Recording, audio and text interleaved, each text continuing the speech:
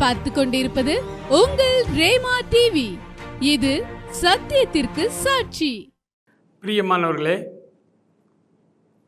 ஆண்டவர் நமக்கு இந்த மாதம் வாக்குத்தத்தமாய் தருகிற ஒரு வார்த்தையை நாம் எடுத்து தியானித்து ஜெபிக்க போகிறோம்.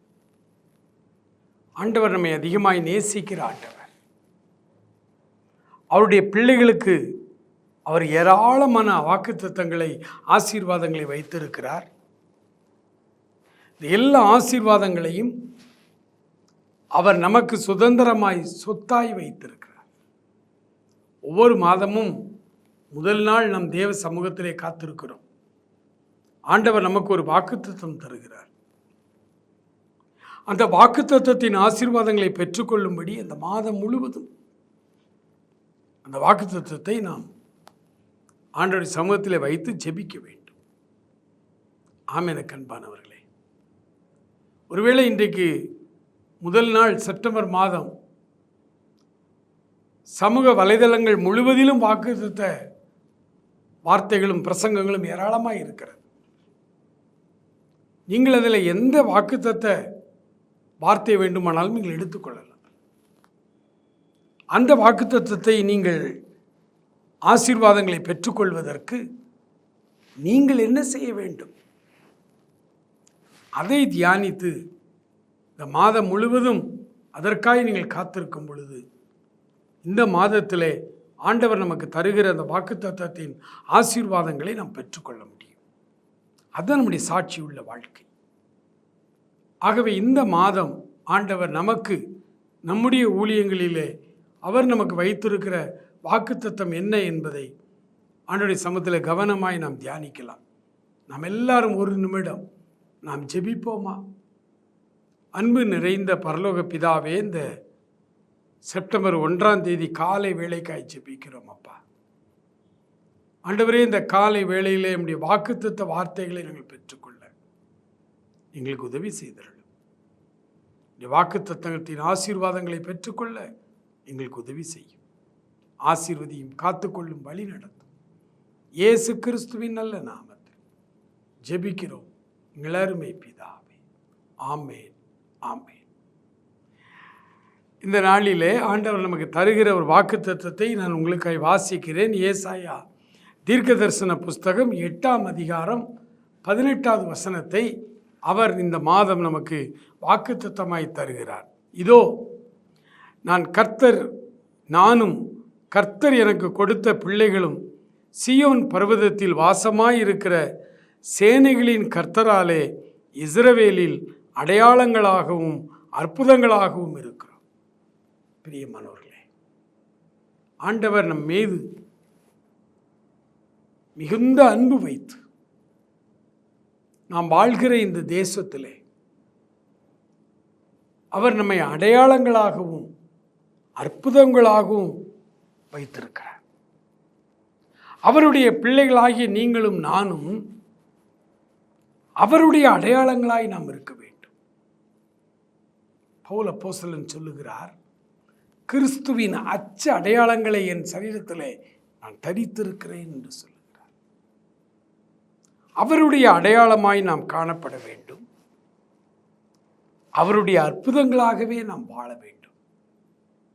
நம்மை பார்க்கிறவர்கள் ஒவ்வொருவரும் ஆண்டவருடைய அன்பை புரிந்து கொண்டு, அவருடைய அற்புதத்தை விளங்கி கொண்டு அவர்கள் ஆண்டவருடைய பிள்ளைகளாய் ஓடி வர வேண்டும். நம்முடைய வாழ்க்கையே முற்றிலுமான ஆண்டவருக்கு அர்ப்பணிக்கப்பட்ட ஒரு வாழ்வாய் மாற வேண்டும். பொதுவாகவே கன்னியாஸ்திரிகள் என்று நன்ஸ் அவர்களை சகோதரிகளை பார்த்திருக்கிறோம். அருட்சகோதரிகள் என்று அவர்களை நாம் சொல்லுகிறோம். அந்த அருட்சகோதரிகளுக்கென்று பிரத்யேகமான ஒரு யூனிஃபார்ம் உண்டு. அந்த ட்ரெஸ் போட்டு வந்தாலே தெரியும் இவர்கள் ஒரு கன்னியாஸ்திரி, இவர்கள் ஒரு அருட்சகோதரி, இவர்கள் ஆண்டவருடைய ஊழியத்தை செய்கிறவர்கள், ஆண்டவருக்காகவே அர்ப்பணிப்போடு வாழ்கிறவர்கள். இப்படி பல காரியங்களை நமக்கு தெரியும், புரிந்து கொள்கிறோம். அதே போல சாமானிய மனிதர்களாகிய நம்மை ஆண்டவர் நாம் வாழ்கிற பகுதியிலே அற்புதங்களாகவும் அடையாளங்களாகவும் அவர் வைத்திருக்கிறார். நாம் அவருடைய பிள்ளைகள், நாம் அவருடைய கரத்தின் கிரியைகள். அவர் நம்மை நேசிக்கிறார். அவருடைய பிள்ளைகளாய் இந்த உலகத்திலே நாம் வாழணும். ஆண்டவர் அதை பேசிக்கில் இருந்தே நம்மை கொண்டு வர விரும்புகிறார். சீசர்கள் ஜெபிக்க கேட்ட பொழுது, கற்றுத்தர கேட்ட பொழுது, பரமண்டலங்களில் இருக்கிற எங்கள் பிதாவை, உம்முடைய நாமம் பரிசுத்தப்படுவதாக. அப்படியானால் என்ன பொருள்? அவருடைய நாமம் இந்த பூமியிலே வாழ்ந்து கொண்டிருக்கிற கிறிஸ்தவர்களாய் பெயர் வைத்து வாழ்ந்து கொண்டிருக்கிற நம் மூலமாய் அவருடைய நாமம் பரிசுத்தமாய் பாதுகாக்கப்பட வேண்டும், பரிசுத்தப்பட வேண்டும். அவருடைய நாமம் பரிசுத்தப்படுவதாக என்றால் அவருடைய நாமம் பரிசுத்தமானதுதான். ஆனால் அந்த நாமத்தை வைத்திருக்கிற நம்மைத்தானே கிறிஸ்தவர்களாய் பார்க்கிறார்கள் மக்கள். அப்போ அவர்களுக்கு நடுவிலே நாம் எப்படி இருக்க வேண்டும்? நம்மை வைத்துத்தானே அவர்கள் பார்ப்பார்கள். மகாத்மா காந்தியடிகள் வேதத்தின் மலைப்பிரசங்கத்தை வாசித்து ஆண்டவருடைய சொற்பொழிவுகளிலே தன் உள்ளத்தை பறிகொடுத்தவர். அவர் சொல்லுகிறார், இந்த தேசத்திலே சத்தியாகிரகம் என்கிற ஒரு விடுதலை, கத்தியின்றி இரத்தமின்றி ஒரு யுத்தத்தை நான் உருவாக்கினதற்கு வேதாகமம் தான் காரணம். நான் இங்கே இருந்துதான் இந்த அற்புதமான காரியங்களை கற்றுக்கொண்டேன், மலை பிரசங்கத்திலிருந்து தான் கற்றுக்கொண்டேன் என்று சொல்லுகிறார். அஹிம்சை. இந்த உலகம் முழுவதும் காந்தியினுடைய நினைவு சிலை இல்லாத நாடே கிடையாது. கிட்டத்தட்ட எல்லா நாடுகளுமே அவருடைய உருவத்தை ஸ்டாம்பில் போட்டிருக்கிறார். அதான் மற்ற உலக தலைவர்களுக்கும் மகாத்மா காந்திக்கும் இடையிலே உண்டான வித்தியாசம். காந்தி அவ்வளோ பெரிய மகாத்மா என்று அழைக்கப்படுவதற்கு என்ன காரணம்? அவர் கற்றுக்கொண்ட வேதாகமம். வேதாகம் அவருக்கு ரொம்ப பிடிக்கும். இப்போ அவரிடத்துல கேட்குறாங்க, நீங்கள் ஏன் கிறிஸ்தவராய் மாறக்கூடாது? நீங்கள் ஏன் கிறிஸ்தவராய்? அதுக்கு அவரே தன்னுடைய சத்திய சோதனை புத்தகத்திலே பயோகிராஃபியில் அவர் சொல்கிறாரு, நான் இயேசு கிறிஸ்துவுக்கு உரியவனாய் மாறுவதற்கு எனக்கு தடையாய் இருப்பது யாருன்னா இந்தியாவில் உள்ள கிறிஸ்தவர்கள், அயல்நாட்டிலும் உள்ள கிறிஸ்தவர்கள். கிறிஸ்தவர்கள் கிறிஸ்துவை போல வாழவில்லை, அதுதான் என்னை தடுக்கிறது என்று மகாத்மா காந்தி சொல்லியிருக்கிறார். அதைத்தான் இங்கே பழைய ஏற்பாட்டில் ஆண்டவர் சொல்கிறாரு, நீங்கள் அவருடைய அடையாளங்களாகவும் அற்புதங்களாகவும் இருக்க வேண்டும். இந்த மாதம் ஆண்டவர் நமக்கு தருகிற ஒரு மிகப்பெரிய வாக்குத்தத்தம். என் பிள்ளைகளே, நீங்கள் இருக்கிற இடத்திலே உங்களை அடையாளங்களாய் அற்புதமாய் நான் உங்களை வைப்பேன். நீங்கள் அடையாளங்களாகவும் அற்புதங்களாகவும் இருக்க வேண்டும். ஏனோ தானோ என்று வாழ்கிற கிறிஸ்தவ வாழ்க்கை அல்ல, ஆண்டவருடைய கிரியையாய் நீங்கள் இருக்க வேண்டும். அவருடைய விரலின் செயல்களாய் நீங்கள் இருக்க வேண்டும். அவருடைய அற்புதங்களாய், அவருடைய அடையாளங்களாகவே நீங்கள் மாற வேண்டும். வேதத்தில் ரொம்ப அழகான ஒரு பகுதி அப்போஸ்தலர் புத்தகம். அதில் 8ஆம் அதிகாரத்தில் ரொம்ப அழகான ஒரு வார்த்தை இருக்கு. 6வது வசனம் என்று நினைக்கிறேன். சிதறி போனவர்கள் எங்கும் திரிந்து சுவிசேஷ வசனத்தை பிரசங்கித்தார்கள். அன்றைக்கு இந்த ஆண்டவருடைய திருச்சபைகளுக்கு, ஆண்டவரை வழிபடுகிற பிள்ளைகளுக்கு விரோதமாய் பயங்கரமான வன்முறை கட்டவிழ்த்து விடப்பட்டது. எப்படி இன்றைக்கு வட இந்தியாவிலே சிறுபான்மையினருக்கு மிகப்பெரிய அச்சுறுத்தல், மிகப்பெரிய கொடுமைகள் வாங்கி அரங்கேறி கொண்டிருக்கிறது. தென்னிந்தியாவிலும் அதுதான் காரியம். சமீபத்தில் சத்தீஸ்கர் மாநிலத்தில் 2 கன்னியாஸ்திரிகளை கைது செய்தார்கள். உலகமே அதுக்கு கண்டன குரல் எழுப்பின பொழுது அரசாங்கம் அவர்களை விடுதலை செய்தது. இவ்வளோதான் வெளியில் தெரியும், பேப்பரில் டிவிலெல்லாம் இவ்வளோதான் நியூஸ். ஆனால் இதன் நடுவிலே சொல்லப்படாத ஒரு செய்தி என்ன தெரியுமா? சத்தீஸ்கர் மாநிலத்திலே வாய்மொழியாய் ஒரு உத்தரவு போட்டிருக்கிறார்கள். ஆலயங்களில் மட்டும்தான் நீங்கள் ஆராதனைகள் ஜெபங்கள் நடத்த வேண்டும். மற்றபடி எந்த வீடுகளிலும் நீங்கள் பிரசங்கமோ ஜெபமோ ஆராதனைகளோ நடத்தக்கூடாது. வாய்மொழி உத்தரவு.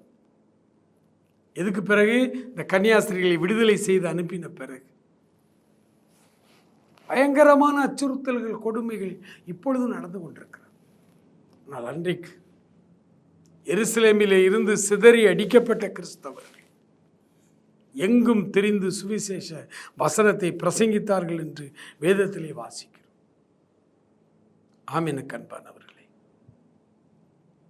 இந்த மாதம் ஆண்டவருக்கு இந்த முதல் நாளிலே நீங்கள் உங்களை அர்ப்பணித்து ஆண்டவருடைய சமூகத்திலே உங்களை அவருடைய கிரியையாய் உங்களை நீங்கள் ஒப்புக் கொடுக்க வேண்டிய மிக முக்கியமான ஒரு மாதம். இந்த செப்டம்பர் மாதத்தில் ஆண்டவர் உங்கள் ஒவ்வொருவரையும் அவர் எடுத்து பயன்படுத்த விரும்புகிறார். அவருடைய பிள்ளைகளாய் இஸ்ரவேலிலே அடையாளங்களாகவும் அற்புதங்களாகவும் நாம் இருக்க வேண்டுமானால் நாம் என்ன செய்ய வேண்டும் தெரியுமா?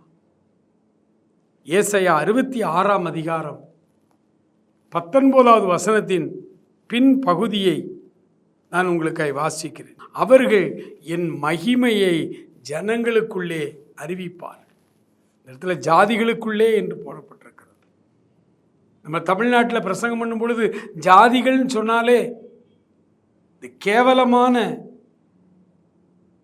சாதி, அந்த பொருள் தான் நம்முடைய உள்ளத்திலே வருகிறது. ஆனால் வேதத்திலே ஜாதிகள் என்று எழுதுகிற இடமெல்லாம் ஜன கூட்டம் என்று பொருள். ஆகவே தான் சொல்கிறேன், அவர்கள் என் மகிமையை ஜனங்களுக்குள்ளே அறிவிப்பார்கள், மக்கள் இனங்களுக்கு அறிவிப்பார்கள். இந்த மாதம் முழுவதும் சுவிசேஷம் அறிவிக்கிற மாதமாய் உங்கள் குடும்பத்தில் நீங்கள் இருந்து கொள்ளுங்கள். உங்களால் இயன்ற மட்டும் சுவிசேஷத்தை இந்த மாதம் முழுவதும் நீங்கள் மற்றவர்களுக்கு சொல்லுங்கள். மற்றவர்களுக்கு நீங்கள் சொல்லுங்கள், தைரியமாய் சொல்லுங்கள். ஆண்டவருடைய அன்பை சொல்லுங்கள், ஆண்டவருடைய விடுதலையை பிரசங்கம் பண்ணுங்கள், ஆண்டவருடைய கிருபையை பேசுங்கள், ஆண்டவருடைய இரக்கத்தை நீங்கள் பேசுங்கள். நீங்கள் யாருக்கு சொல்லுகிறீர்களோ அவர்களுக்கு ஜெபம் பண்ணுங்கள். ஆண்டவர் உங்களை அடையாளமாய் உங்கள் மூலமாய் அற்புதங்களை இந்த மாதம் நடப்பிப்பதை நீங்கள் கண்கூடாய் பார்க்க முடியும். நீங்கள் யாருக்கெல்லாம் ஜெபிக்கிறீர்களோ அத்தனை பேருக்கும் அற்புதங்கள் நடக்கும். இந்த மாதத்தில்